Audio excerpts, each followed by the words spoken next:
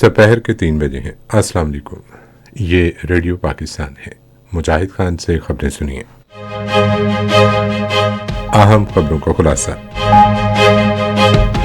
वज़ीर आज़म ने कहा है कि पूरी कौम दहशतगर्दी के खिलाफ मुत्तहिद और मुल्क से इस नासूर की तमाम इक़साम के खात्मे के लिए पुरअज़्म है।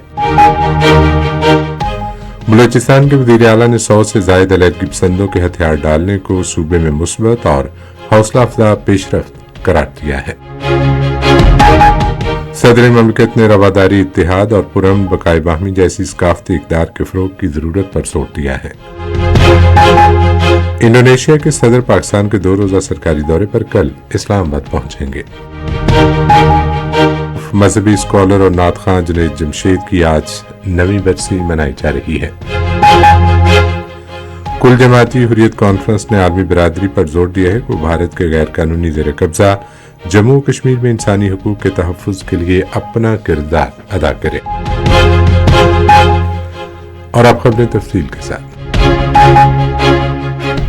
वज़ीर आज़म मोहम्मद शहबाज शरीफ ने बलूचिस्तान के जिला कल्लात में कामयाब कार्रवाई के दौरान फितनातुल हिंदुस्तान से ताल्लुक़ रखने वाले 12 दहशतगर्दों को हलाक करने पर सिक्योरिटी फोर्सेस को खराज तहसीन पेश किया है। वज़ीर आज़म ने अपने पैगाम में कहा कि अज़्म व इस्तेहकाम के विजन के तहत सिक्योरिटी फोर्सेस दहशतगर्दी के खिलाफ बड़ी कामयाबियां हासिल कर रही हैं। उन्होंने कहा, दहशतगर्दी के खिलाफ जंग में पूरी कौम पाकिस्तान की मुसल्लह अफवाज के साथ खड़ी है और दहशतगर्दी के खिलाफ मुत्तहिद और मुल्क से हर किस्म की दहशतगर्दी के मुकम्मल खात्मे के लिए पुरअज़्म है। सिक्योरिटी फोर्सेस ने बलूचिस्तान के जिला कल्लात में खुफिया इत्तलात पर की गई कार्रवाई में भारतीय हिमायत याफ्ता फितना और खवारिज से ताल्लुक़ रखने वाले 12 दहशतगर्दों को हलाक कर दिया है। ये कार्रवाई गुज़िश्ता रोज़ दहशतगर्दों की मुबैना मौजूदगी की इत्तलात पर की गई। दहशतगर्दों के कब्जे से असलहा, गोला बारूद और धमाका खेज मवाद भी बरामद हुआ जो इलाके में दहशतगर्दी की कई कार्रवाइयों में मुलव्विस थे। इलाके में किसी भी भारतीय हिमायत याफ्ता दहशतगर्द की मुमकिन मौजूदगी के खात्मे के लिए कार्रवाई जारी है। बलूचिस्तान के वज़ीर आला मीर सरफराज भुट्टी ने कहा है कि सूबे में 100 से ज़ायद अलहदगी पसंदों ने हथियार डाल दिए हैं जो एक मुस्बत और हौसला अफजा पेशरफ्त है। उन्होंने आज इस्लामाबाद में सहाफ़ियों से गुफ्तगू करते हुए कहा कि रियासत सबसे बालातर है और मुल्क की फलाह को तरजीह देने के लिए सियासी इख्तलाफात और ज़ाती मफादात को बलाए ताक रखा जाए। सरफराज भुट्टी ने पाकिस्तान की मुसल्लह अफवाज को खराज तहसीन पेश करते हुए कहा कि फौज ने रवां साल मई में भारत के खिलाफ जंग में अपनी जुर्रत और पेशा वराना महारत का मुजाहरा किया। उन्होंने कहा कि इस तनाज़े से भारत का असली चेहरा बेनकाब हो गया और पाकिस्तानी फौज की अपने से 7 गुना बड़े दुश्मन का सामना करने और उसे जिल्लत आमेज शिकस्त से दोचार करने का शानदार मुजाहरा पूरी दुनिया ने देखा। वज़ीर पेट्रोलियम अली परवेज मलिक ने कहा है कि बरामदात पर मबनी माशी तरक्की के फ़रोग़ के लिए मौसर इक़दाम किए जा रहे हैं। उन्होंने आज लाहौर में सहाफ़ियों से गुफ्तगू करते हुए कहा कि हुकूमती कोशिशों की बदौलत पाकिस्तान की मईशत बेहतर हो चुकी है। अली परवेज मलिक ने कहा कि पाकिस्तान को माशी तौर पर मजबूत करने के लिए हम सबको मिलकर काम करना होगा।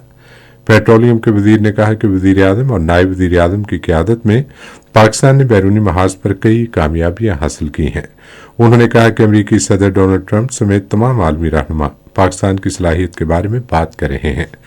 उन्होंने कहा कि हमारी मुसल्लह अफवाज अपने से 10 गुना बड़े दुश्मनों को शिकस्त देने की सलाहियत रखती है और उन्होंने मार्के हक के दौरान मिसाली हम आहंगी का मुजाहरा किया। पंजाब की वज़ीर आला मरीम नवाज ने रावी सिटी मंसूबे पर तरक्याती काम तेज करने की हिदायत की है। उन्होंने लाहौर ट्रेनिंग वर्क्स मंसूबे का दौरा किया और इस पर पेशरफ्त का तफसीली जायजा लिया। इदारे के चेयरमैन शाहिद अशरफ तारड़ ने वज़ीर आला को मंसूबे से मुतालिक ब्रीफिंग दी।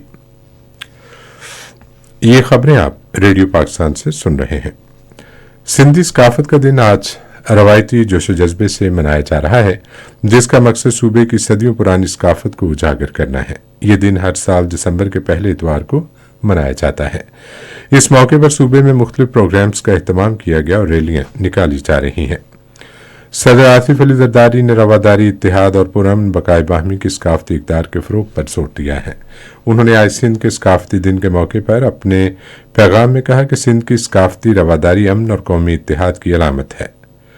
صدر نے کہا کہ سندھ نے 1936 میں بامبے پریزیڈنسی سے علیحدگی کے بعد اپنی ایک منفرد آئینی اور ثقافتی پہچان بنائی۔ انہوں نے کہا کہ سندھ پہلا صوبہ تھا جس کی اسمبلی نے قیام پاکستان کے لیے قرارداد منظور کر کے تاریخ میں کلیدی کردار ادا کیا۔ انڈونیشیا کے صدر پرابو سوبیانتو 2 روزہ سرکاری دورے پر کل اسلام آباد پہنچیں گے۔ وہ وزیر اعظم محمد شہباز شریف کی خصوصی دعوت پر یہ دورہ کر رہے ہیں۔ اپنے قیام کے دوران صدر پرابو سوبیانتو وزیر اعظم کے ساتھ وفد کی سطح پر بات چیت کریں گے۔ وہ صدر آصف علی زرداری اور چیف آف آرمی سٹاف اور chief of defence forces field marshal Syed Asim Munir سے بھی ملاقاتیں کریں گے۔ امریکہ میں پاکستان کے سفیر رضوان سعید شیخ نے امریکی سرمایہ کاروں اور تاجروں کو سازگار ماحول فراہم کرنے کے عزم کا اظہار کیا ہے۔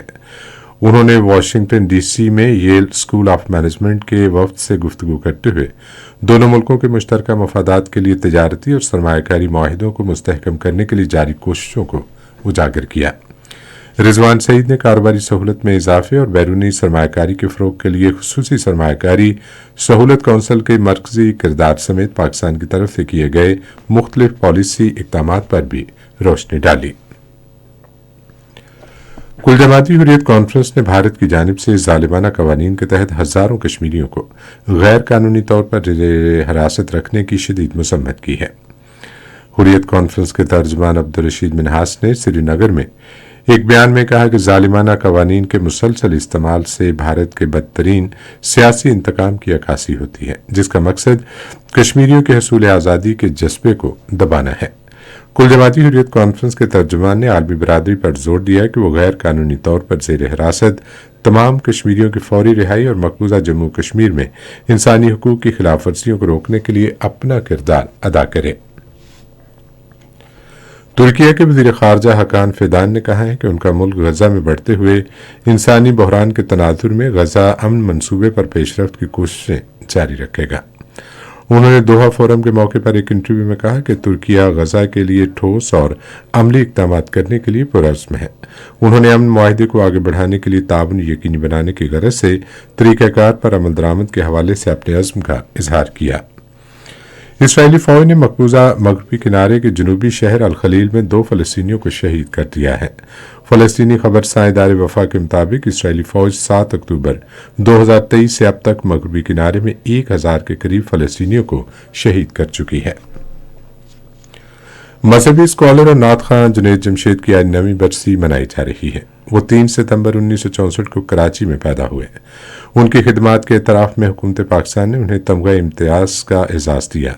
جنید جمشید 2016 میں آج کے روز طیارے کے حادثے میں جاں بحق ہو گئے تھے۔ آج شہری ہوابازی کا عالمی دن منایا جا رہا ہے۔ بین الاقوامی شہری ہوابازی کے دن کا مقصد ملکوں کی معاشی اور سماجی ترقی میں ہوابازی کی اہمیت کے بارے میں عالمی سطح پر آگاہی پیدا کرنا اور اسے مضبوط بنانا ہے۔ اور اب موسم۔ محکمہ موسمیات کی پیشگوئی کے مطابق آئندہ 12 گھنٹوں کے دوران ملک کے بیشتر حصوں میں موسم خشک اور سرد، جبکہ شمالی علاقوں میں رات کے اوقات میں شدید سرد رہنے کا امکان ہے۔ گلگت بلتستان اور کشمیر میں مطلع جزوی طور پر ابر آلود رہے گا۔ پنجاب اور خیبر پختونخوا کے میدانی علاقوں میں سموگ اور رات کے اوقات میں کہیں کہیں دھند چھائے رہنے کا امکان ہے۔